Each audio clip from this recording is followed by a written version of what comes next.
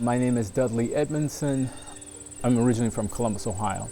My parents would take us to a place called Hoover Reservoir just on weekends for family picnics. So I found it very peaceful and very therapeutic to be in the out of doors. I live here in Duluth, Minnesota, been here about 3 decades or so. I came here really to pursue a career as a nature photographer. I wanted to live in a place where bird migration was, very reliable and the numbers and things were high. And I came to Duluth because of Hawk Ridge Nature Reserve.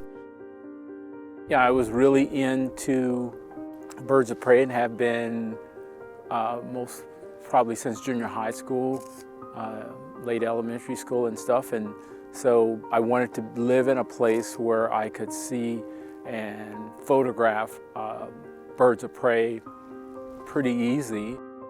I find that the more acres I put between myself and the next person, the more comfortable and relaxed I am. I just want to constantly encourage Black people and people of color in general to get into the out of doors for their own mental and physical health. The book I wrote in 2006 is Black and Brown Faces in America's Wild Places. It was my attempt to create a set of outdoor role models for the nation's African American community. I was very deliberate in choosing young people, older people, professional outdoor people, and just enthusiasts to just get this wide range of people because I wanted to make sure that when people looked at the book, they read the book, they at some point they'd find a story where someone seemed very familiar to them. I've had people tell me about young people who've actually pursued careers in the outdoors because they read the book and they realized it was possible for them to be a biologist or a wildlife researcher. And that's really humbling to realize that I've had that kind of impact on people. To me, what I've learned is that until that person actually has that experience, they really can't grasp the concept of how therapeutic nature can be. It's a thing you absolutely have to experience. Badlands National Park in South Dakota, probably 1987. It's typical South Dakota habitat, which is buttes and sort of an arid kind of landscape, but there was nothing there. I recall on that particular event sticking my fingers in my ears because I wanted to see what the difference was between what I was hearing, and I knew that if I put my fingers in my ears, theoretically total silence. When I took my fingers away from my ear, it didn't sound any different. I didn't even know it was possible to be in a space where the only thing you hear is your own heart beating. And that was mind-blowing to me.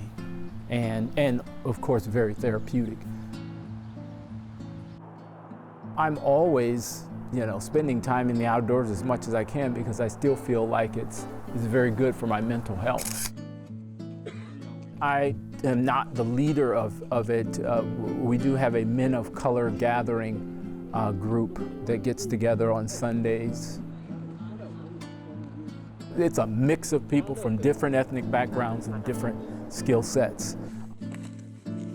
We all get together and, go for a hike or do some outdoor activity. It's an avenue for us to reduce our stress levels in the out of doors, to get the mental and physical health properties from being in the out of doors, while also building fellowship and friendship. You're building this sense of community that I think is extremely important for people of color here in Duluth. You can't really say to people, this is therapeutic, you will enjoy it, and you can't assume they're going to go, oh, okay, I totally understand what you're saying, and I agree with you, and someday I'll do it. I just think that people of color owe it to themselves to get into the outdoors.